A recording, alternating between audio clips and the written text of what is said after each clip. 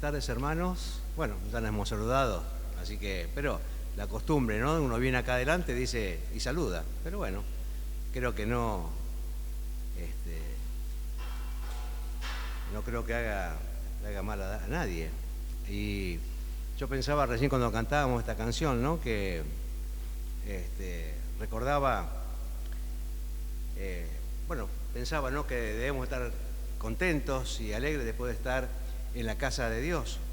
Y debemos agradecer al Señor que por medio de la tecnología nos permitió, más allá de algunos inconvenientes que a veces pasaban, participar de la alabanza y de la palabra de Dios. Y también agradecer a los hermanos que todo este tiempo han estado trabajando en las distintas áreas para que cada semana estemos en contacto y además para que la iglesia pueda seguir funcionando. Y recordaba el Salmo 122 donde David dice: yo me alegré con los que decían a la casa del Señor iremos. Y en otros pasajes uno sabe y lee que cuando iban al templo a adorar a Dios, iban cantando, y creo que si este himno hubiera estado en ese tiempo, hubiera sido este himno que estarían cantando también y dándole la gloria a Dios. La tecnología es una buena herramienta, pero no debe anular el deseo de estar reunidos con nuestros hermanos. Creo que, si no me equivoco, desde el domingo que viene, este domingo, ¿no? Ya vamos a tener las reuniones en el templo, así que creo que debemos aprovechar esta oportunidad que el Señor nos da para reunirnos. Y en esta tarde me gustaría que, si ustedes me acompañan, leer un pasaje que está en la carta que el apóstol Pablo escribe a los Efesios, allí en el capítulo 3, desde el 14 hasta el 21. Efesios capítulo 3, desde el 14 hasta el 21. Y dice así la palabra de Dios: por esta causa doblo mis rodillas ante el Padre de nuestro Señor Jesucristo, de quien toma nombre toda familia en los cielos y en la tierra, para que os dé, conforme a las riquezas de su gloria, el ser fortalecidos con poder en el hombre interior por su Espíritu, para que habite Cristo por la fe en vuestros corazones, a fin de que, arraigados y cimentados en amor, seas plenamente capaces de comprender con todos los santos cuál sea la anchura, la longitud, la profundidad y la altura, y de conocer el amor de Cristo, que excede a todo conocimiento, para que estéis llenos de toda la plenitud de Dios. Y aquel que es poderoso para hacer todas las cosas mucho más abundantemente de lo que pedimos o entendemos, según el poder que actúa en nosotros, a Él sea gloria en la Iglesia, en Cristo Jesús, por todos los siglos, por todas las edades, por los siglos de los siglos. Amén. Que el Señor bendiga su palabra. Estoy seguro que podemos encontrar en cada palabra, en cada versículo, una enseñanza para nuestras vidas. Pero yo estoy seguro que, porque como un ser humano, como hombre, uno es limitado y uno espera que la palabra de Dios sea quien nos hable a cada uno, porque necesitamos eso, que Dios nos hable. Y me gustaría resaltar en este día el resultado que produce la fe en Jesús en la vida individual de los creyentes, pero también como iglesia.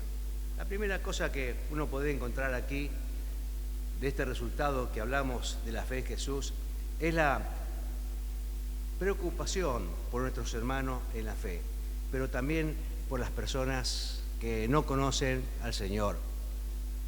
Y lo que hemos aprendido en este tiempo, y que se profundizó aún más el hecho de poder orar por la iglesia, por nuestros hermanos y por aquellos que no conocemos a veces. Tal vez alguno pueda pensar que estoy equivocado en decir que no es tan fácil orar. Yo no sé ustedes qué piensan, pero yo creo que no es hacer un té y tomarlo. Tiene otras circunstancias. Nuestra mente, nuestro corazón debe estar en sintonía con el Espíritu Santo.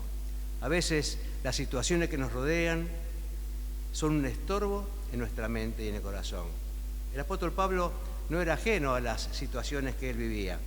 Sin embargo, tenía la capacidad dada por Dios para sobreponerse a sus problemas y orar por sus hermanos, por aquellos que él conocía y aún aquellos que tal vez no conocía, pero que su amor lo hacía hacerlo.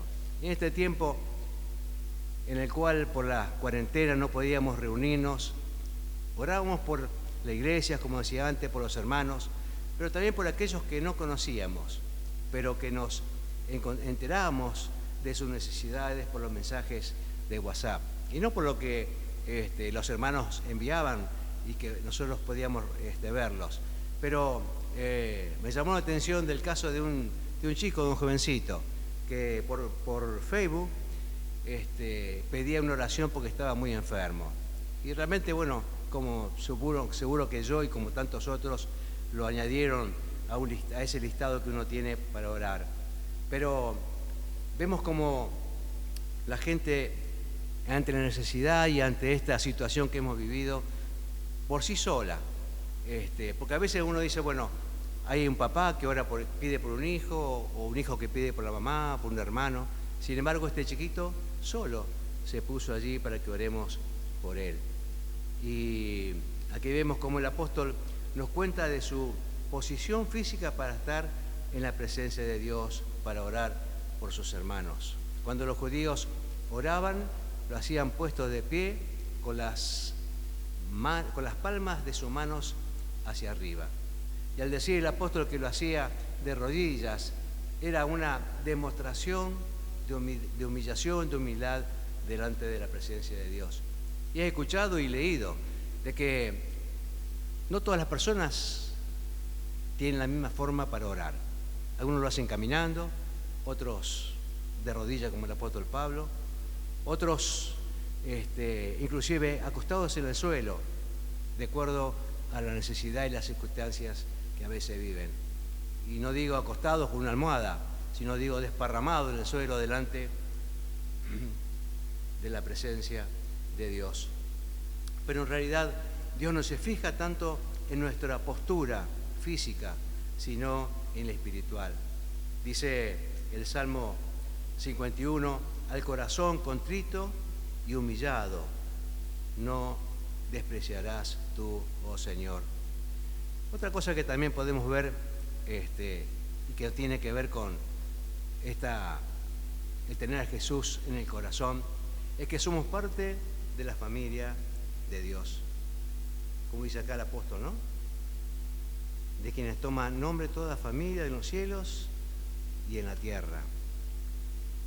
Era una iglesia formada por hombres y mujeres que no eran judíos, casi todos no eran de esa nacionalidad judía, y que seguramente estaban lejos del verdadero Dios, siguiendo otros pensamientos, adorando a otros dioses y otras divinidades. Cuando uno lee en el mismo libro de Efesios, en los versículos anteriores, dice en el capítulo 2, en el versículo 11, por tanto acordaos de que en otro tiempo vosotros, los gentiles, en cuanto a la carne, eran llamados incircuncisos por la llamada circuncisión hecha con manos en la carne. En aquel tiempo estabais sin Cristo, alejados de la ciudadanía de Dios, de Israel, y ajenos a los pactos de la promesa, sin esperanza y sin Dios en el mundo.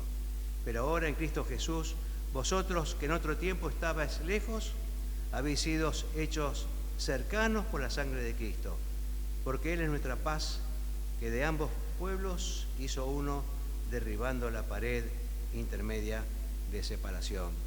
Dice más adelante, así que ya no sois extranjeros ni advenedizos, sino conciudadanos de los santos y miembros de la familia de Dios. Muchas personas, por distintos motivos, abandonan sus familias y vagan sin rumbo por las calles. o están fuera del sistema social o caídos, como se dice ahora. Tal vez muchos de nosotros no estábamos en la calle, teníamos trabajo, pero estábamos sin rumbo o con un rumbo incierto. Pero la gracia de Dios, su misericordia, nos llamó con tierno amor y nos recibió en sus brazos. Y no es que no tuviésemos una familia, pero el amor de Dios es incomparable e inagotable. Pudimos descubrir un mundo distinto, insertarnos en un lugar inexpensado y que con el tiempo vamos valorando cada día más. Algo escribe también así el apóstol Pedro en su carta, en la primera carta, pasaje que todos conocemos seguramente y que vamos a recordar. Y dice allí en el capítulo 2, mas vosotros sois linaje escogido, real sacerdocio, nación santa, pueblo adquirido por Dios, para que anunciéis las virtudes de aquel que os llamó de las tinieblas a su luz admirable. Vosotros que en otro tiempo no erais pueblo, pero que ahora sois pueblo de Dios, que en otro tiempo no habías alcanzado misericordia, pero ahora habéis alcanzado misericordia. Creo que el mismo pensamiento, la misma idea que el apóstol Pablo, también la tiene el apóstol Pedro en cuanto a nuestra relación con Dios y con la familia de Dios.